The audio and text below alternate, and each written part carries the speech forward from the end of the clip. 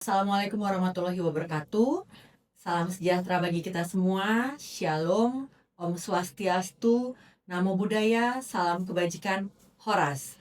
Halo kawan pajak, senang sekali bertemu kembali bersama saya Oka. Kali ini kita bertemu di podcast pajak PP 030. Cerdas, patuh, peduli, kontribusi.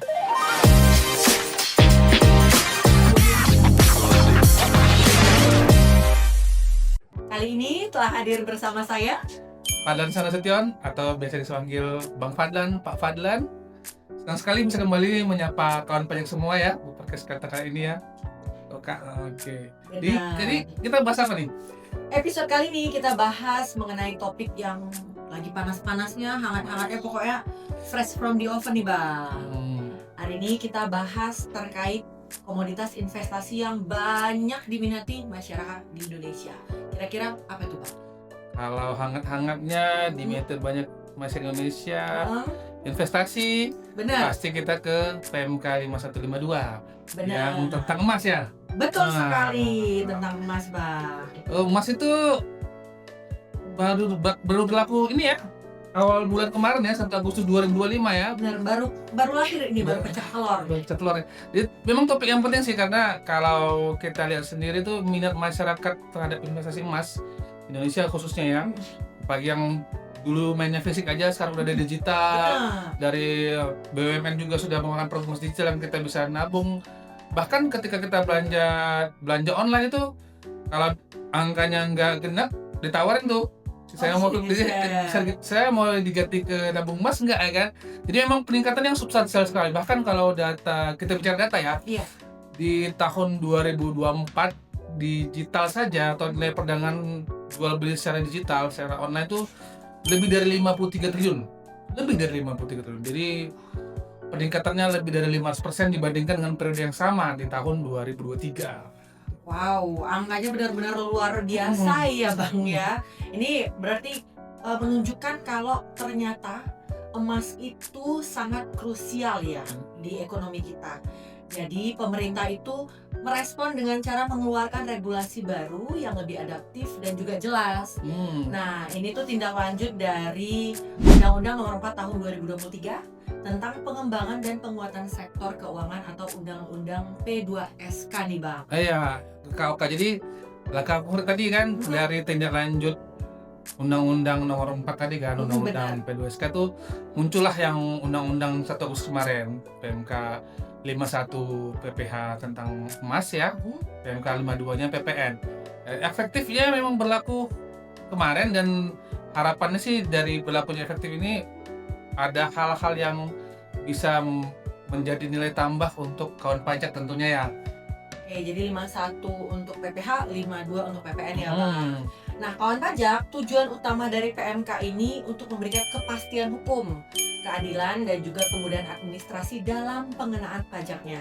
Jadi bukan semata-mata soal ambil pajak, kumpulin pajak, bukan. Tapi juga untuk menciptakan iklim investasi yang kondusif. Iya, gitu.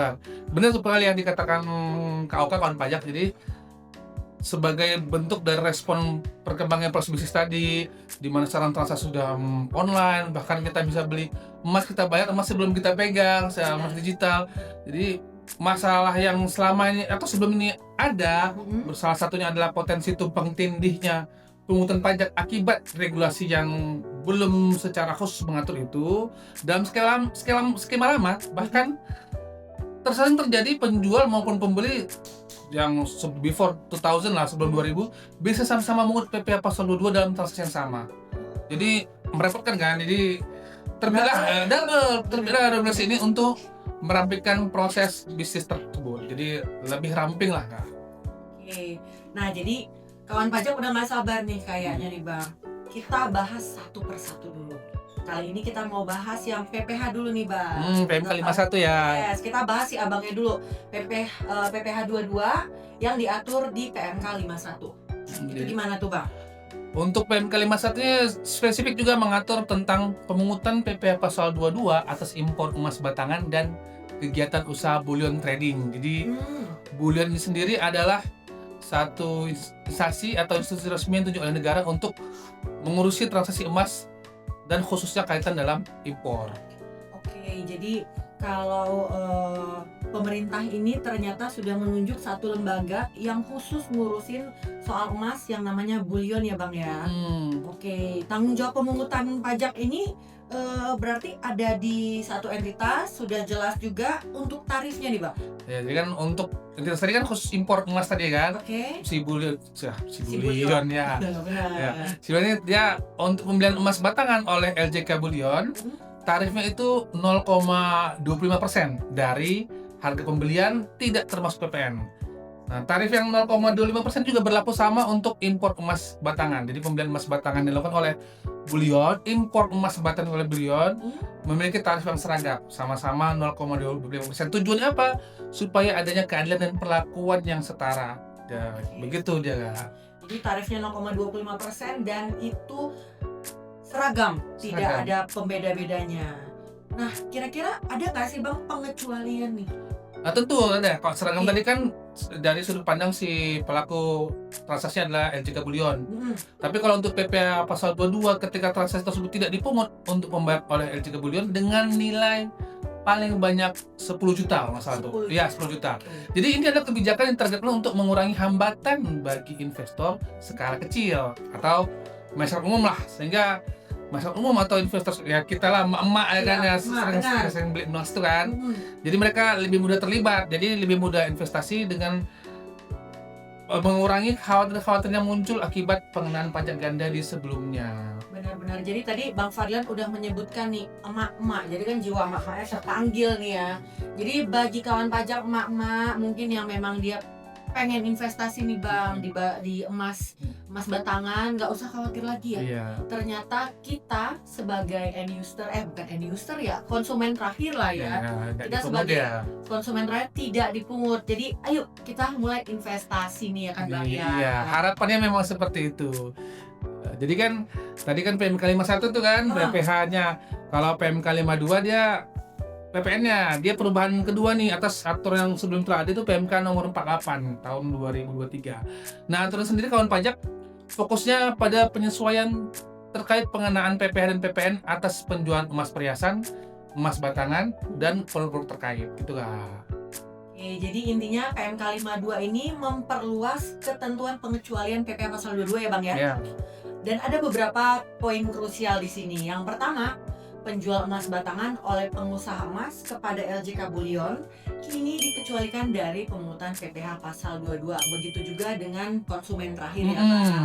Ini yang pengecualian ini tujuannya tuh untuk menghilangkan ini nggak pungutan ganda yang sebelumnya terjadi dalam rantai pasokan dari mulai katakanlah pabrikannya, distributornya, kemudian toko emas, pabrikannya, distributor besar, distributor kecil, pedagang kecil sampai kepada end usernya. Jadi tidak ada pungutan ganda dalam rantai pasokan ini. Selain itu, kawan pajak, pengecualian pemungutan PPh pasal 22 juga tetap berlaku Kak untuk penyerahan emas batangan ke Bank Indonesia dan transaksi melalui pasar fisik emas digital. Jadi yang ya kita belanja, misalnya katakan belanja kita 980 ribu, nanti muncul tawaran 20 ribunya mau dibeli di investasi emas nggak? Nah, pembelian itu dia dikecualikan dari pemungutan PPh pasal 2 tadi. Oke, jadi benar-benar sudah jelas ya Bang batasan-batasannya. Nah, ini ada poin yang ditunggu-tunggu nih sama masyarakat terkait PMK 52 tahun 2022 ini yang ada penegasan. Yang pertama itu konsumen akhir tidak dikenakan PPh pasal 22 saat membeli emas batangan maupun perhiasan. Jadi dengan adanya penegasan ini jadi memberikan kepastian bagi masyarakat kalau kita nggak perlu cemas lagi terhadap beban pajak tambahan pada saat kita membeli emas nih. Nah iya betul Kak. Dan spesialnya adalah untuk pembebasan pemungutan tadi, konsumen tuh nggak perlu ngurus SKB. Karena biasanya kalau PPh pasal 22 ketika kita minta dibebaskan dipungut, kita harus menyampaikan SKB, melampirkan ya. Benar. Jadi prosesnya jadi jauh lebih sederhana. Ini menunjukkan keseriusan pemerintah untuk meredakan kekhawatiran publik dan ya meningkatkan mengajak untuk ayo dong sama-sama kita berinvestasi di emas. Gitu. Jadi selain PPh ada juga nih perubahan terkait PPN khususnya untuk emas perhiasan. Per 1 Januari 2025, jadi pas tahun baru kemarin, tarif PPN besaran tertentu untuk emas perhiasan mengalami kenaikan. Iya, kan itu kan di Undang-Undang HPP itu Kak. Mm-mm. Jadi 1 Januari 2025 tarif PPN itu 12% ya kan, atau secara umum. Nah, sebelumnya tarif PPN besar tertentu adalah 1,65%. Jadi kan dari besar tertentu dikalikan dengan tarif, jadi dapatlah tarif efektif 1,65%. Nah, untuk penyerahan emas perhiasan ke pedagang ya kawan pajak khususnya pedagang, PPN-nya menjadi 1,2% dari harga jual ya, which is justru dengan berlakunya tarif yang baru ketika disandingkan dengan PMK 552, tarif efektifnya menjadi turun dari 1,65 menjadi 1,2. Nah, untuk penyerahan ke konsumen akhir gimana tuh Bang? Kalau untuk penyerahan emas perhiasan ya, kalau kita bicara konsumen akhir, penyerahan emas perhiasan PPN besar tertentunya itu jadi 1,8% dikali tetap harga jual. Harga jual Ya, ya. tapi ada kabar baik nih, kan tadi 1,8 kok jadi lebih besar daripada yang sebelumnya 1,65 tadi kan. Apa nih kabar baiknya? Untuk mendukung industri manufaktur domestik, penyerahan emas perhiasan kepada pabrikan dikenai PPN sebesar 0%. Jadi artinya oke lah dia konsumen 1,8, tapi itu untuk yang tidak memiliki faktor-faktor sebelumnya. Bahasanya seperti itu juga. Kalau dia belinya sudah punya faktor-faktor sebelumnya, dia akan kembali ke tarif yang awal 1,2. Oke, jadi kalau dia bisa membuktikan bahwa dia adalah pedagang yang tertib dan patuh dengan adanya faktor-faktor yang lengkap ini, tarifnya jadi rendah ya Bang? Iya. Oh gitu. Sehingga emang diberikan ya perbedaan perlakuan. Jadi ini adalah insentif fiskal yang ditargetkan untuk mengurangi beban biaya industri manufaktur perhiasan domestik dan untuk meningkatkan daya saing kayak Iya, begitu Kak. Jadi sejalan sih Mang dengan tujuan pembangunan industri ya yang lebih luas. Jadi nggak hanya tadi Kak bilang kan, nggak hanya ngumpulin pajak aja, Iya, benar. tapi juga dijadikan sebagai instrumen kebijakan fiskal untuk merangsang bahwa ternyata setelah keluar aturan baru, tarif efektifnya atau at the end semakin patuh kita, semakin rendah pajaknya, sehingga semakin rendah juga biaya kepatuhan kita. Oke, kawan-kawan pajak, perubahan-perubahan ini tentu mempunyai implikasi positif yang luas. Salah satunya penghapusan potensi pungutan pajak berganda yang sebelumnya udah disampaikan sama Bang Fadlan. Beban pajak yang tadinya berlapis-lapis kayak kue lapis, kayak lapis legit, sekarang sudah dihapuskan.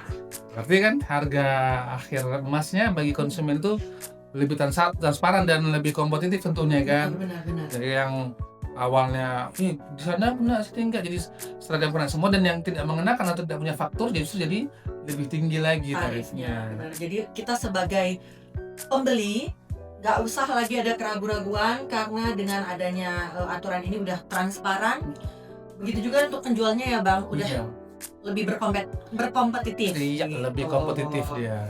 Terus gimana nih Bang pemenuhan kewajiban perpajakannya pada Cortex? Dan Cortex ya, tentunya pemenuhan kewajiban perpajakan kita sekarang pakai sistem baru, sistem Cortex per 1 Januari. Dengan adanya konsolidasi pemungutan ini, jadi kita reverse ke atas sebelumnya ke LJK Bullion tadi, dari mulai diimpor emas, dia pungut PP pasal 22-nya, kemudian tentunya setelah dia pungut, dia terbitkan bukti pungutnya, bukti pungut akan terbit kepada lawan transaksinya. Proses pelaporan dan penyetoran pajak ini jadi lebih otomatis atau lebih terpusat dan efisien. Pedagang emas yang transaksi dengan LJK Bullion perlu memastikan bahwa mereka dapat bukti pungut, atau ketika mereka buka akun Cortex-nya, mereka ke bagian profil saya, dokumen saya, dan mereka hasilkan dokumen, akan muncul itu bukti pungut yang telah dilakukan oleh LJK Bullion tadi.